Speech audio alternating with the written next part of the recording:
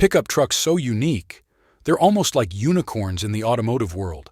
These aren't your everyday trucks. They're masterpieces of power, design, and rarity. Hidden gems that ruled the roads and now haunt the dreams of collectors worldwide. So, here are some of the most rarest pickup trucks that only few knows about. Chevrolet LUV, a light pickup truck that's got quite the history. Back in the day, around 1972, Chevy partnered with Isuzu, a Japanese automaker, to bring something special to the American market. They were riding the wave of Japanese pickups gaining popularity, and amidst the backdrop of the Vietnam War and the Cold War, the Chevy LUV was a breath of fresh, groovy air for car buyers looking for something fun and different. The LUV, which stands for Light Utility Vehicle, was pretty much a rebadged version of the Isuzu Faster and later, the D-Max. It hit the North American streets first in 1972, sporting a 102.4-inch wheelbase, a 6-foot bed, and the ability to carry up to 1,480 pounds. Under the hood, it packed a 1.8-liter, 75-horsepower engine and a 4-speed manual transmission. Not to mention it was pretty light on its feet, weighing less than 2,600 pounds, and boasted an independent front suspension setup. Fuel efficiency was where it really shined, especially important during the 1970s oil crisis. It could hit up to an estimated 32 miles per gallon on the highway, which was pretty impressive at the time. This made the LUV a hot pick for those looking for an alternative to the gas-guzzling giants produced by the big three automakers. However, the love affair with the LUV started to cool down in the 1980s. The minimal cabin and noise levels at cruising speeds left much to be desired. When the 1981 model rolled out with its blunt design and unchanged performance specs, Americans were ready to move on.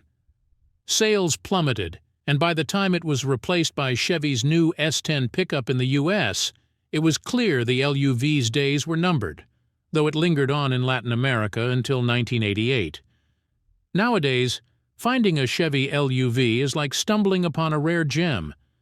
Thanks to their eagerness to rust and their reputation for being slow and overpriced, they've become quite the collectibles. Despite this, the LUV's initial success did pave the way for Chevy to design its own compact truck, leading to the creation of the Chevy S10. 1949 Diamond T201 pickup truck, often hailed as the Cadillac of trucks. Let's unpack what makes this beast so special. So, Diamond T Motor Car Company kicked off in Chicago, founded by a guy named C.A. Tilt. Initially, they were all about cars from 1905 to 1911, but then they shifted gears to focus entirely on trucks. And boy, did they excel at it, carving out a rep for building heavy-duty trucks that were not just about brute strength but also had a touch of class you'd expect in a passenger car. The T in Diamond T stands for the founder's name, Charles A. Tilt, and the diamond symbol. That's all about signaling quality, a nod to his father's shoe business. Through the years, Diamond T made a name for itself, especially during the World Wars, cranking out thousands of trucks for military use, from half-tracks to tank movers. Now, let's zero in on the star of our story, the Model 201. Launched in 1938, this one-ton pickup was powered by a Hercules engine and Warner gear transmission. By the time 1949 rolled around, it was sporting a 236 cubic-inch six-cylinder Hercules engine pumping out 91 horsepower and hooked up to a Warner T9 4-speed manual gearbox. What's really cool about the 201 is its design. It's built tough with an X-braced frame, heavy-duty axles, and leaf springs all around. But it wasn't just about being rugged, it was stylish, too. Picture this, a truck with a swanky horizontal bar grille and a windshield that cranks open. Yep, that was the 201, looking sharp and ready for any job, from hauling heavy loads to cruising through the countryside. But here's the thing, the Diamond T201 is a rare find. Only about 7,000 were made, making it a collector's dream today. The company churned out around 250,000 trucks over its lifetime, but the 201 stands out for its unique blend of style and strength. Eventually, Diamond T was absorbed by the White Motor Company and production moved to Lansing, Michigan. The brand merged with Rio in 1967, creating Diamond Rio, but the legacy of the Diamond T, especially the 201 model, lives on as one of the most iconic trucks out there. Jeep J10 Honcho. This isn't just any old pickup, it's a legend among off-road buffs and collectors. Why? Because it's as tough as they come and has a look that turns heads.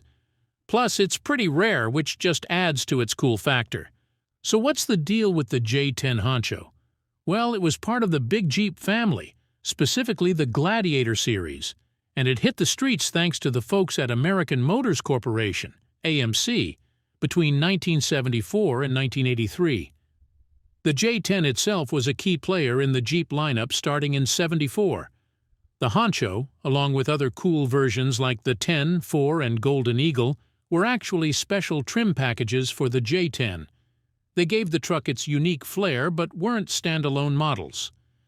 Built on the same bones as the Jeep Wagoneer and Cherokee, the J10 Honcho shared a lot of the rugged charm and capabilities of its cousins. Customers had a choice between a classic step-side or a more modern slab-sided body design. Now let's talk upgrades. The J10 Honcho didn't just rest on its looks, it packed a punch with a smarter instrument panel, improved front axles and disc brakes, beefier frame crossmembers, an updated clutch linkage, and sturdy 6-stud wheels. Plus, it featured a wider, lighter, and super easy-to-use tailgate compared to its predecessors. For those who like to have a choice, the J10 was available either as a 2-wheel drive or with Jeep's groundbreaking Quadra-Track 4-wheel drive system. This system was ahead of its time, allowing each wheel to move at different speeds and featuring a third differential to automatically balance power between the back and front axles. But why is this truck so rare? Well, there were only 1,264 J10 Honchos ever made. Its rarity comes from its limited production run and the fact that it stopped being made over 30 years ago. Despite its age, the J10 Honcho is known for being incredibly reliable. Its durability and standout style make it a perfect piece for any collection, whether you're hitting the road every day or tackling the trails on the weekends. The Dodge Rod Hall Signature Edition Pickup. A gem that emerged from a collaboration between two legends of the car world, Rod Hall, a titan in American off-road racing, and Carroll Shelby, a renowned automotive designer and racer. Back in the late 80s and early 90s, everyone was getting crazy about pickup trucks. They were becoming super comfy, which was a big deal since people were using them for pretty much everything. In 1990, Rod Hall and Carroll Shelby got together with a vision to create a set of 4-wheel drive pickups that were not just any trucks. They wanted these beasts to handle the wild off-road terrains while still being smooth for everyday driving. The Dodge Rod Hall Signature Edition 4x4 pickup truck of 1990 was crafted to honor Rod Hall's legendary status in the off-road racing scene. Dodge aimed to outfit these trucks with the kind of suspension that could take on the Baja races, featuring dual dampers and super stiff springs to withstand the rough and tumble of off-road adventures yet still handle well on the road. Now, talking about rarity, only 33 of these trucks were made before production was cut short. Why? Because the National Highway Traffic Safety Administration recalled the initial batch from 1987, claiming the special suspension wasn't properly road-tested, marking them as unsafe for public roads. So only 14 trucks actually made it to the market, making them incredibly rare finds. In the recent years, there's been a growing love for special edition pickup trucks, especially among millennials, who've started to see pickups as the new cool classics. This shift, especially noticeable during the pandemic, has made pickups more than just a Texas thing. In fact, by 2021, millennials became the top buyers of pickup trucks in the U.S. They're not just after any trucks, though. They're on the hunt for those unique, limited editions, like the 1990 Rod Hall Signature Edition Dodge. But snagging one of these trucks comes with its own set of challenges. Given their rarity and the limited production, finding replacement parts is like looking for a needle in a haystack. So if you're lucky enough to find one of these 33 units for sale, be ready to put some work into it, as finding parts won't be a walk in the park. GMC 100 pickup. A gem from the past that's got truck lovers and collectors all revved up. Produced from 1947 to 1959, it's a rare slice of automotive history, and here's why it's so special. So, let's set the scene. The GMC 100 came roaring onto the scene as part of GMC's Advanced Design series, which kicked off in 1947. This was GMC's big post, World War II makeover, and they weren't playing around. They promised trucks that were bigger, stronger, and sleeker. And they delivered. These trucks had more room, better visibility with those corner windows, and a beefier pickup box. All in all, it was a major leap forward in comfort and functionality. Digging into the details, the 1947 model rolled out with some impressive specs. Think a 228 cubic inch inline-six engine, a 4-speed stick shift, and it hit the streets mid-1947.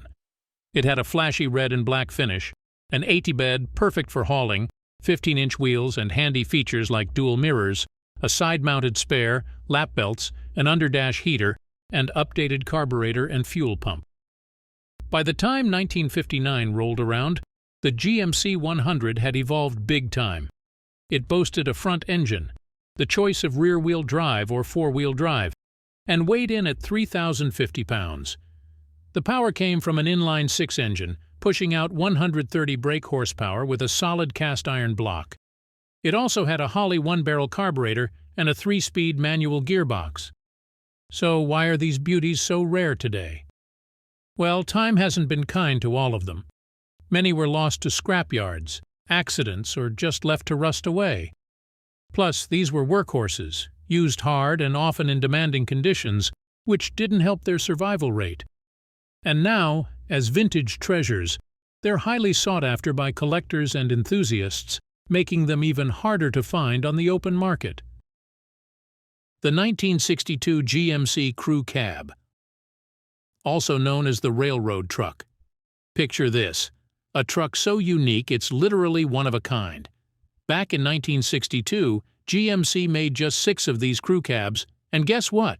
Only one has survived to tell its tale in the entire U.S., and it's decked out in a way no other truck is. Back in the early 60s, seeing a truck like this was super rare unless you were hanging around industrial or railroad sites. These crew cabs were designed to haul a 6-man work crew all in one go, hence the name. But here's the kicker. GMC didn't make these trucks in their own factories. They sent them out to coach companies like Crown Steel Products and Stageway Coaches, who turned them into the crew cabs we're talking about. These trucks were mostly used by railroads and had some cool modifications like retracting steel wheels to cruise on train tracks. But here's where it gets interesting. Imagine walking into a GM dealership back then and ordering one of these bad boys for yourself. That's exactly what Ray Rain from California did. He wasn't working on the railroad. He was a family man who had heard about these railroad trucks and thought, hey, that'd be perfect for family vacations. So he heads down to the dealership and places an order that's anything but ordinary. Ray's checklist included a crew cab conversion, but with a twist. He wanted a massive rear window, a 9-foot-long bed for all the camping gear, a hefty rear step bumper, and an automatic transmission.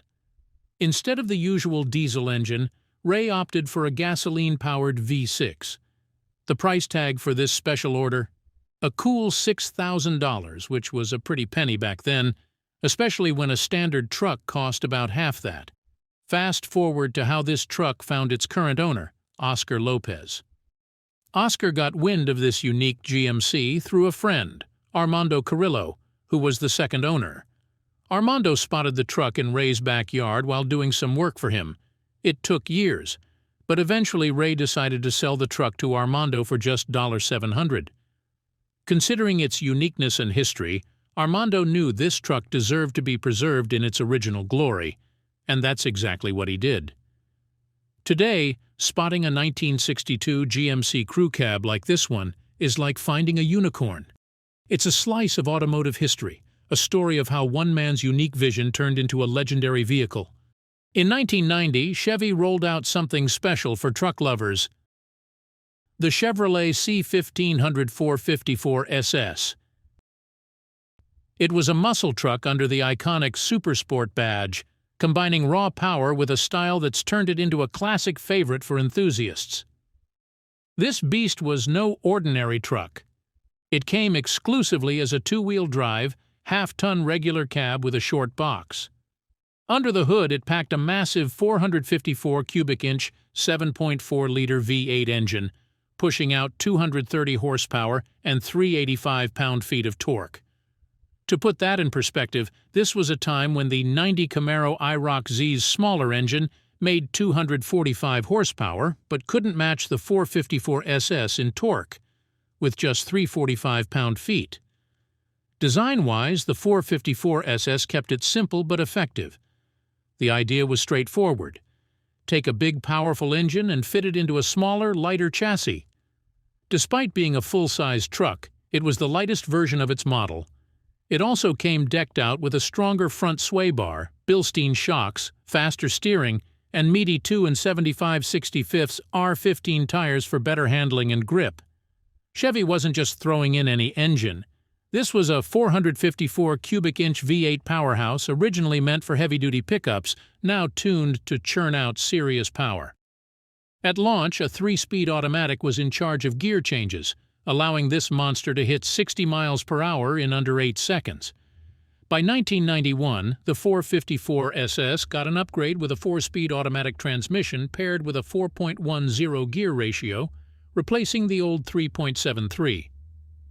This bump also increased its power to 255 horsepower and 405 pound-feet of torque. Chevy made sure this truck didn't fly under the radar, branding it with huge stickers on the sides, a red bow tie badge up front, and sometimes a big decal on the bed, too. With around 17,000 units built, and 80% of those in its debut year, the 454 SS is a rare find today. Its arrival set the stage before the GMC Cyclone and Typhoon trucks hit the scene, securing its place as a pivotal moment in truck history. 1956, Studebaker Transtar pickup truck. A unique treasure from the past, crafted by the Studebaker Corporation right out of South Bend, Indiana. Back in 1956, the Transtar rolls out, turning heads as the first of its kind with a badge proudly displayed on its exterior. That was a big deal. Now, the Transtar wasn't just a one-size-fits-all kind of deal. It came in a variety of sizes, from half-ton to a hefty 2-ton heavy-duty version, catering to every need. The smaller sizes even had factory-built pickup bodies. And while the roots of its design go back to 1949, it got some pretty neat updates in 1954 and 55, making it stand out. But here's where it gets interesting. The Transtar had a short initial run from 1956 to 1958, took a brief pause, and then made a comeback from 1960 to 1963. The 1957 and 58 models flaunted a new, bold fiberglass grille, giving the older cab design a fresh and modern look. But, for reasons lost to history, Studebaker decided to rename the Transtar to Deluxe in 1959, making those Transtar trucks even more special. Under the hood, these trucks were no slouches. They packed engines ranging from a modest 185 cubic inch 6-cylinder to more powerful V8s and even a couple of diesels. And if you find one with a covered bed, you've hit the jackpot because those are super rare. Speaking of rare, seeing a 1956 Studebaker Transtar on the road today is like finding a needle in a haystack. They were already a rare sight back in the day, and now they're practically automotive unicorns. This scarcity, along with their distinctive design and significant place in history, makes them highly sought after by collectors and classic car enthusiasts. In wrapping up, the 1956 Studebaker Transtar pickup is a piece of American automotive legacy. Its unique style and the story behind its production and evolution make it a fascinating subject for anyone who appreciates the golden era of cars. It's a rare gem that reminds us of Studebaker's innovative spirit and dedication to quality. So if you ever get the chance to see one, take a moment to appreciate this iconic piece of history.